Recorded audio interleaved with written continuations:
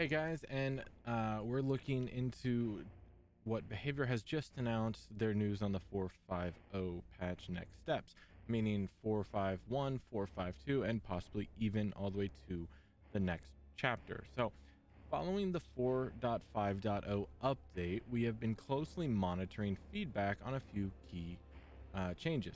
Already, they have begun making changes and they would like to address as many as they can in one go. So, the first thing is the HUD update. As you can see here, this is their current work in progress, and this is what they're doing to address the current HUD. The current HUD has the survivors in the top left, the hooks in the middle left, and the bottom left is the killer power. Plus, in the top middle is the current gen progress. On the top right is going to be your blood point score.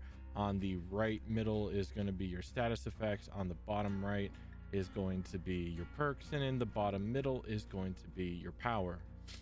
So what they've done here is they've moved basically everything to the bottom left except for the killer power, the perks, and I believe the status effects are still going to be on the right side. However, they haven't really addressed that.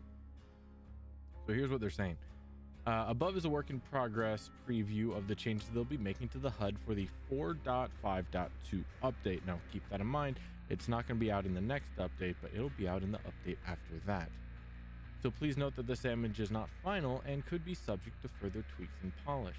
To summarize some or most of the changes made, they've moved the survivor statuses from the top left to the lower left.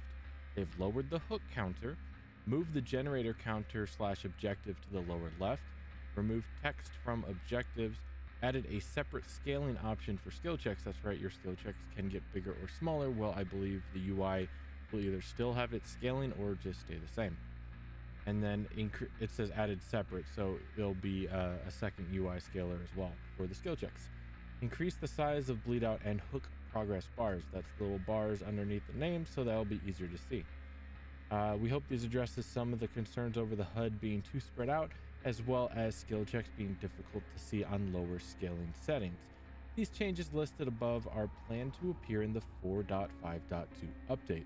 They're also working on more changes to the HUD, which will appear in later updates, such as changing status effects to avoid red on red, increasing the visibility of killer powers like the reverse bear trap timers, the doctor's madness, etc., and increasing the visibility of text on high resolutions.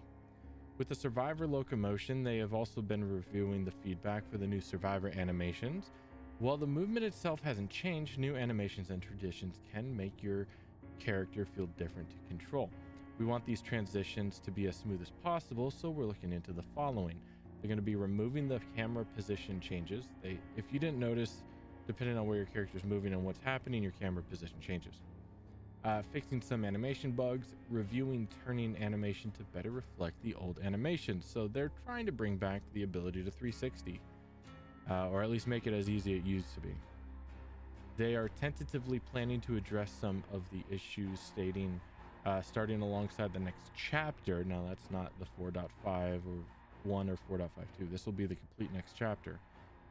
Please note that this will be by no means a comprehensive list, and they are still actively discussing feedback, including possible causes for motion sickness. Hit registration, as we all know, the strange hits after the 4.5.0 update. We're not alone. This is the high priority issue for them, and their team has identified a potential cause. They're aiming to have the fix ready in, again, 4.5.2. So that'll be before the next chapter, but after 4.5.1. They have also investigated an issue which would cause killers to be teleported to the wrong side of the palette. This issue will be fixed in, again, 4.5.2 as well. Miscellaneous issues and fixes. Finally, there are few frequently reported issues that they'd like to cover before we sign off. Losing pips in custom games, fixed in 4.5.1. Missing collision on a structure and asylum map, fixed in 4.5.1. Impassable areas in some maps, fixed in 4.5.1. Losing pips even though you appear to have safety pipped, fixed in 4.5.2. This was a visual bug where the game would incorrectly show you at a higher quality emblem than you actually earned. Misleading collision on a rubble pile surrounding the asylum, fixed in 4.5.2.